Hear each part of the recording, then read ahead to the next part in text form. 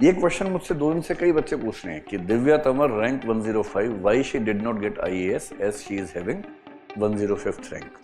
अच्छा, उसने प्रीलिम्स का फॉर्म भरते हुए सर्टिफिकेट अपलोड किया, यूपीएससी ने एक्सेप्ट कर लिया, तब वो चेक नहीं करते हैं। 40 बच्चों का सिलेक्शन इस बार होने के बाद जॉब नहीं मिली है, 40। Divya is one of them. आप लोगों को मैं थोड़ा आगाह करना चाह रहा हूँ, थोड़ा केयरफुल रहिएगा। ये क्वेश्चन मुझसे 2 दिन से कई बच्चे पूछ रहे हैं कि Divya Tanwar rank 105, why she did not get IAS as she is having 105th rank. ये मैंने परसों एक क्लास में डिस्कस किया है, इसको आपसे बात हो नहीं पाई। आप लोगों को मैं थोड़ा आगाह करना चाह रहा हूँ, थोड़ा केयरफुल रहिएगा। Divya belongs to EWS category, और ईडब्ल्यूएस कैटेगरी में 300 रैंक तक you easily become IAS without any problem, and she got 105 rank, so there was no question of her getting into IAS। लेकिन रिजल्ट आने के 6-7 दिन के बाद यूपीएससी से एक लेटर आया जिसने बताया कि उनका ईडब्ल्यूएस का सर्टिफिकेट गलत है। गलत का मतलब she was eligible for the certificate, but the date on which certificate should have been issued by the government of Haryana was not within the timelines issued by the UPSC, mentioned by the UPSC। अच्छा, उसने prelims का form भरते हुए certificate upload किया, UPSC ने accept कर लिया, तब वो चेक नहीं करते हैं। उसने भी ध्यान नहीं दिया और बाद में बताया कि आपका सर्टिफिकेट ठीक नहीं है। Then we tried to solve the issue. हमने खूब कोशिश की, हमने यूपीएससी से बात की, डीओपीटी से बात की, हरियाणा सरकार से बात की, but finally we came to the conclusion that there is no solution. और यूपीएससी आजकल बहुत एडमेंट है। 40 बच्चों का सिलेक्शन इस बार होने के बाद जॉब नहीं मिली है, 40। Divya is one of them. तो समझ में आ गया कि क्यों दिव्या को आईएएस नहीं मिला। सर्टिफिकेट का इश्यू था।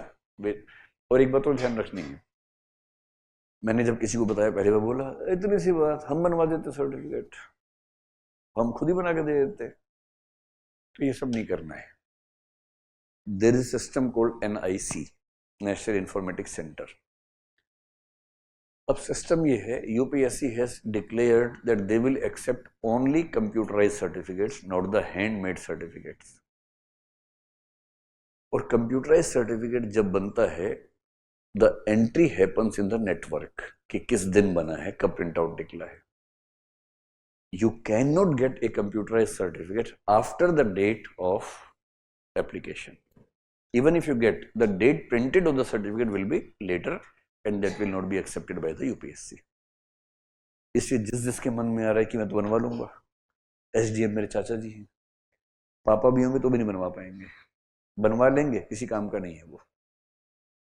The certificate made by hand in hand writing is not acceptable to UPSC now. Only computerised certificate जिसमें सर्टिफिकेट बनने की डेट, टाइम सब मेंशन्ड है and that cannot be changed by any officer, only that certificate is accepted nowadays। बात समझ में आ गई? If you belong to the OBC or EWS, please be careful for 2 things। Number 1, आपका जो certificate है, it should belong to the financial year that has been asked by the UPSC। Simple सी बात। अगर आप 23 का अटेम्प्ट दे रहे हैं तो आपने फरवरी में फॉर्म भरा, ठीक, फेब 23 में 22-23 फाइनेंशियल ईयर चल रहा था। So the latest financial year that has been completed was 21-22। So for the exam of 23 you need to have the EWS और OBC certificate of the financial year 21-22 and that should have been issued before the final date of the prelims application form। So if the prelims application form has to be submitted, let us assume by the end of February, 28th February. So for 23 exam, you need a certificate that has been issued by your government officials before 28th February 23 and which states that your income level was not more than 8 lakh rupees in the financial year 21-22।